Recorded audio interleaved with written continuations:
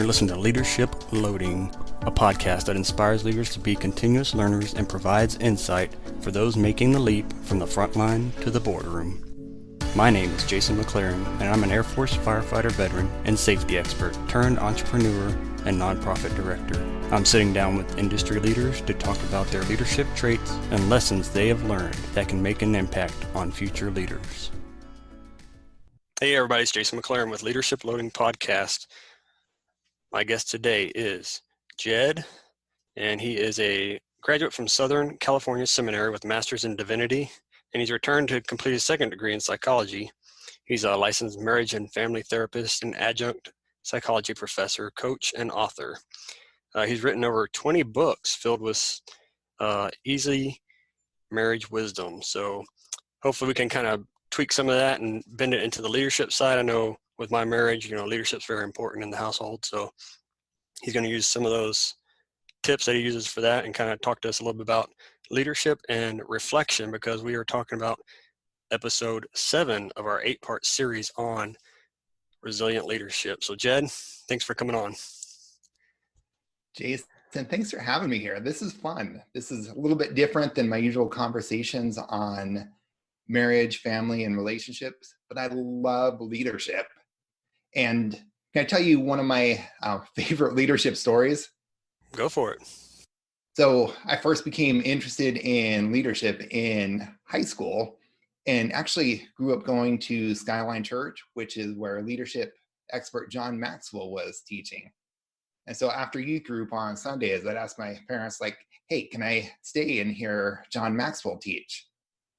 And they'd be like, yeah, go ahead. So I'd walk into the front door of the church, walk all the way down to the front aisle, make a hard right turn, walk out the back doors of the church, and hang out with my friends for an hour.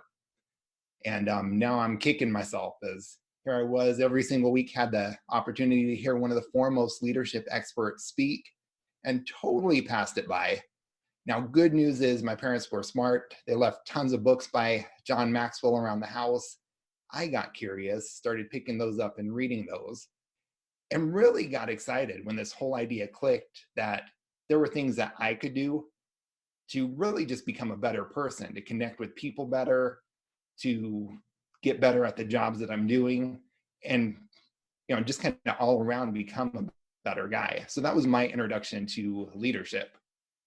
Definitely always loved John Maxwell's stuff. He's got some good stuff out there. And throughout my social media, I post quotes from different leaders, or self things I've thought of, and some of his I've put out there. So there's always good stuff there. So tell us a little bit about your family and your background. Yeah. So first and foremost, I'm a husband to an amazing wife, daddy to 4 incredible girls, and foster daddy to 2 more. So I am seriously outnumbered. In fact, even our cat's a girl. So I like to say in our house, it is 8 against 1, but they are absolutely amazing, and wouldn't have it any other way. Yeah, I got the mostly girls here. At least my animals are all boys, but I got my wife and my daughter here. So cool. So let's get into some questions here. We're all talking about reflection here and kind of, being a leader and reflecting. And I think that goes back to, better thoughts. So how can leaders change their lives through better thoughts? Yeah, I love that question, because it's something I've been very quickly learning myself, is that it's not just about getting more done, but it's about doing the right things. And as an author, as a busy dad who believed he had a message to share, didn't know how to do that, and started writing at the sticky dining room table 6 years ago, it really was changing my thinking that changed everything. And so here's how that played out for me. 6 years ago, I knew there was a message that I wanted to share. And so I said, all right, I'm going to write a book. I opened my laptop, began to write, and all of a sudden I had these thoughts of, well, Jed, your spelling and grammar are awful. You've got to fix this. So I stopped my writing, ordered a book on spelling and grammar off of Amazon, took probably a couple months to study that. And I'm like, all right, wait, I've got to get back to this book. I've got to share this message. And so again, sat down, started to write. And this time, all of those thoughts came of, well, you know nothing about publishing a book. You don't have an agent, a publicist. So again, jumped on Amazon, ordered a how to publish a book, and started to study that. Said, all right, third time's the charm. I'm going to get my book out this time. Started to write again. And I said, if nothing else, I can go that self-publishing route. And so I started diving into a little bit of self-publishing, what it would mean to get a publicist. And everybody was saying, well, the key to that's to have that social media following, because somebody's got to read your book once you write it. I thought, oh, social media. So kid you not, I stopped writing my book to jump on Facebook, jump on Twitter, say, oh, I've got to grow my audience. Now, but at this time, about 2 years have passed and no book. I'm starting to think, okay, I can't do this. I'm not a writer. There's no way I'm going to get this book out. I've tried for 2 years, failed time after time. I still remember where I was. We lived in San Diego at the time. I was going to get my oldest girls from school. So I'm in our white minivan, backing out of the parking lot and listening to a podcast. And the podcaster says, if you want to be a writer, you've got to write. And it's so obvious, but all of a sudden, like the light bulb went on. I'm like, oh, Right. writer's right. And that mental pivot, that shift in thinking from writers have good spelling and grammar, writers have a publicist, writers have a large social media following, to writers write, literally changed everything for me. So next morning I set my alarm for 5 a.m., woke up, brewed a pot of coffee, sat down at our dining room table, opened my laptop, and began to write. Now, fast forward 6 years, I've got about 21 books published, getting ready to come out with number 22, hopefully later this month. And I wish I had tracked all of this from the very beginning, but in the last 2 years, I've reached an audience of 55,000 people, which for a dad who, feels like he's just got a message to share and wanted to get that message out into the world, like, that's awesome. Right. For me, that's exciting. And it all started with that change in thinking, that thinking from, I should do this, I must do this, I have to do this, to really honing in on that goal.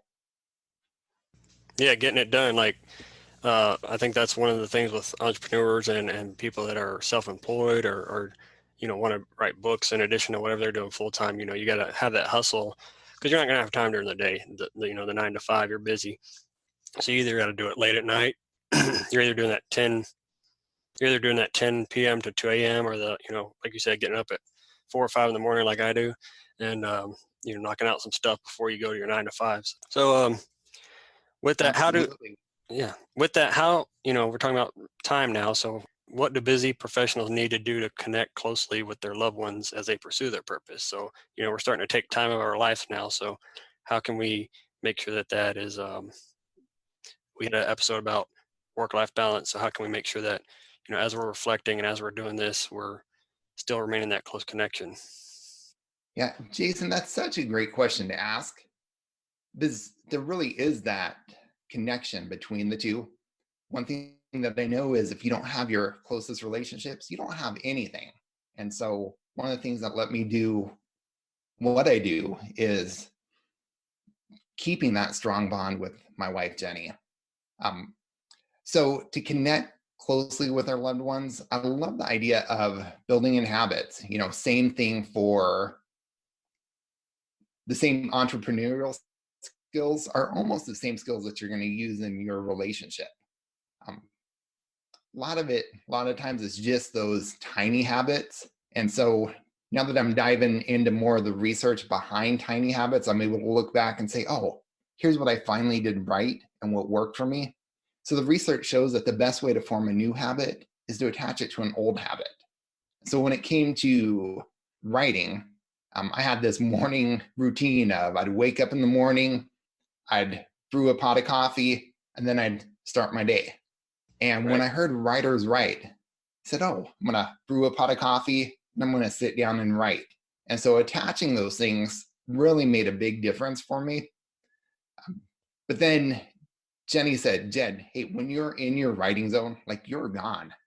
I can't connect with you. I can't talk with you. I need time to be able to interact with you too. And so for me, my new trigger is now when I see Jenny first thing in the morning, it is I step away from our writing. We've got to take a moment to connect. Yeah. And so when it comes to being that busy entrepreneur who's just caught up in that hustle and bustle of life, because you really are hustling when you're starting something new, it's finding some sort of trigger to say, hey, when this happens, that's going to be our cue to connect. And so for Jenny and I, we've got multiple triggers kind of built in throughout the day. One of those is this idea that once the kids are in bed after 8, that's our time. We're not talking about work. We're not talking about business. That's when we're gonna just push everything else aside and connect. So whether it's a board game, whether it's sitting out and doing coffee by the bonfire, whether it's a walk, or just watching a movie together because we're exhausted. Right. It's being intentional about that time. Jason, have you seen some of this in your own life? Is you're doing the same thing with being a podcaster, daddy, own business? Definitely have to balance all that. And like I said, I getting up early and making sure I get some stuff before I'm out the door, and then, taking that time throughout the day to reach back out to them. Love that. Yeah. So I would say if you're going to do one small thing that's going to both level up your relationship and level up your business, it's to find a daily routine, a rhythm to get in where you're just continually building up that habit, that connection habit, that business building habit. I love what Bill Gates said, where he said most people underestimate or overestimate what they can accomplish in 1 year and underestimate what they can accomplish in 10 years. And I've seen that so many times in my life that if I just keep going and get in that steady rhythm, with the writer's right, I love those days where I could wake up, and write for 1, 2, 3 hours uninterrupted. Now with tiny kids at home, preschoolers at home, a lot of times it was waking up, writing for 15 minutes. And then all of a sudden I'm taking time to care for a tiny kiddo who's waking up. Yeah, I had that this morning. I was working and my daughter woke up and I had to stop what I was doing. So I got to meet your daughter right before this podcast, ready to come hang out with Dad while she does the show. Yeah. Yeah, if I thought she'd actually just watch and listen, we'd probably let her on. I think she just wants to play with my headset. Love it. Love it. But I really do think that's key, is taking advantage of those tiny moments that come up. Definitely. All right. So kind of building off of that, how do we get out of the business cycle if we're entrepreneurs or full-time leaders, CEOs, that high level job that just takes everything out of you? How do we break out of that business cycle and free up our mental space to make sure that we are, not only giving time to our family or whatever, but, just for ourselves and reflecting on what we want? Yeah, and that's such an important question to ask, is how do we get out of that busyness cycle? More that I'm connecting with coaching friends, therapist friends, I'm hearing about this fast-paced, successful, good-looking, sometimes even fairly wealthy young entrepreneur who seems to have it all, but just on the inside is dying because they're caught up in one thing after the next after the next. I think that's the disadvantage of being an entrepreneur, is when you're working a 9 to 5, at some point you close that door to the office and you come home. Yeah. If you're an entrepreneur working from home, you close that door to the office and run upstairs, and it's easy to 5 minutes later be back down in the office and working again. Definitely. So I've heard it described in a number of different ways. Some of the metaphors I like are just this idea of being an overcaffeinated flea, bouncing from one activity to the next to the next. I've heard it described as being a bad amateur plate spinner, literally, rushing from one thing to the next, knowing that at some point everything's going to come crashing down. And so for me, it's really been getting intentional about breaking out of that busyness cycle. I love to run. So I found that running and writing, they work really great together because even though going for an hour run takes an hour away from writing, that's when I have my best ideas. That's when I'm really get in that creative zone. And I can actually do better writing by running for an hour, coming back home, and then writing than by going nonstop 7 days a week. So I think part of it is making that mental shift. Yeah, I've heard of people, they got post-it notes in the bathroom and just different ways they've kind of put things in place because, I can do my best thinking when I'm getting ready in the morning. Usually females do that. Yeah. So they have that post-it note there so they can take notes, or, journals by the bed, or, I've seen people with the dashboard mounted clipboards where they can write notes, while they're driving.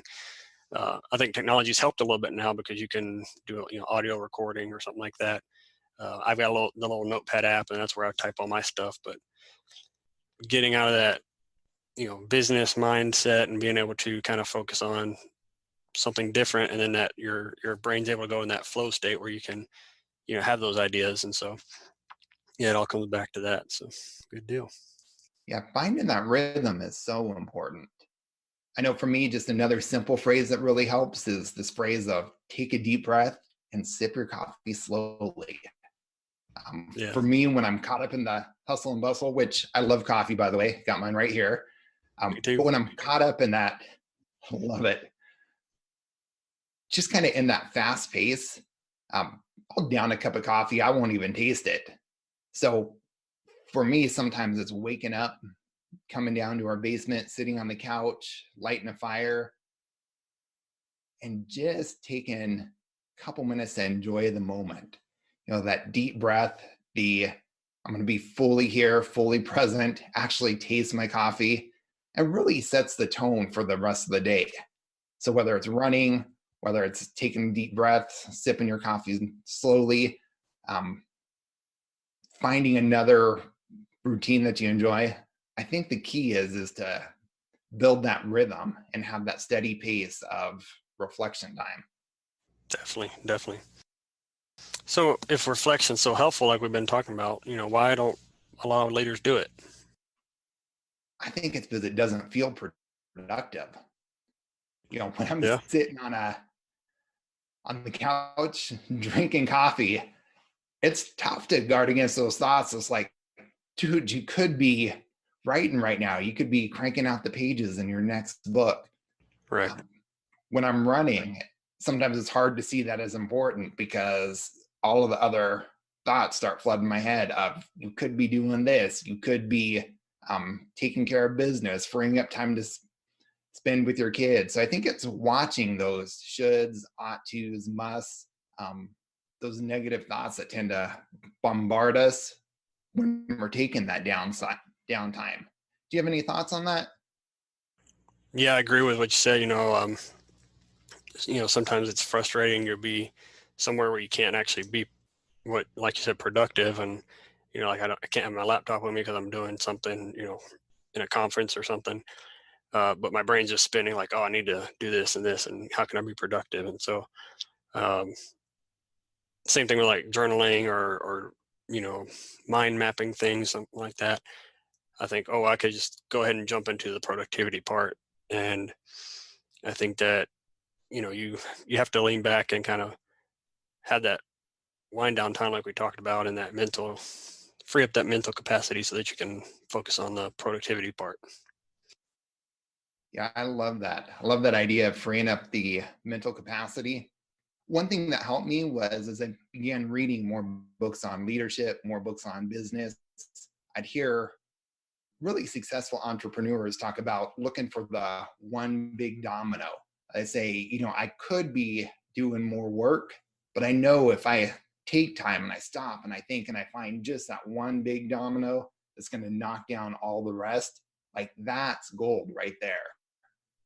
I love that metaphor because for me, then I'm able to mentally go back and remind myself, like, man, this thinking time, this reflecting time, this can be the most productive time. And really it was. I mean, for me, 2 years of trying to write a book and not being able to do it, playing around with the dominoes of spelling and grammar, finding a publicist, none of that moved the needle for me. Then those 2 words that should be obvious, writer's right, like that was my big domino. Once I knocked that down, everything else fell into place. And so for me, this idea of taking time to reflect and find that one big domino just really resonates. Yeah, it's like the old metaphor with the rocks in a jar. Have you heard this one? You put the big rocks in first, and you have a lot of room for the little stuff. But if you put the little ones in first, then the big ones won't fit. So it's kind of comes off of that. So. Yeah, I love that metaphor. I've seen a couple on YouTube too, where like at the end, guy holds up a cup of coffee and you're like, there's no way you're going to fit anything else in that jar. And then they'll take that cup of coffee with the rocks and the pebbles and the sand and then pour on a full cup of coffee, kind of do that idea of, man, you'll even have time for coffee at the end of the day if you do those big rocks first. So love Definitely. That illustration of big rocks first, of finding those big dominoes. It really is that mental shift of, man, that reflection time can be the most valuable time. Definitely. All right, Jed, well, how can everybody find you? How can we get a hold of you if we want to get in touch with you? Yeah, so I'm on, website is coffeeshopconversations.com, and website focused on parenting, relationships, leadership, and really living that healthy, balanced life. So that's the best way to connect with me. If you are a couple or in a relationship, also have a Facebook group called Joyfully Married, and it's all about taking time to reflect on one positive thing in the relationship every day and really getting that energy and momentum going. Awesome. Thanks, Jed, for coming on. Thanks for sharing your knowledge with everybody, and we'll get this loaded for everybody. Awesome. Jason, thanks for having me. Well, that's all for this episode. Once again, you can follow us on all the social media platforms, Facebook, Instagram, Twitter. All those links are on our website at leadershiploading.com. And our hotline number is on there also. You can text us or leave a voicemail at 214-856-0498, 214-856-0498, and we'll get your questions answered. Thanks for listening to the Leadership Loading Podcast. You can support this podcast on Patreon. Go to patreon.com/leadershiploading to get access to exclusive content, chats, and a whole lot more. Again, that's patreon.com/leadershiploading, or visit our website, leadershiploading.com, for more options.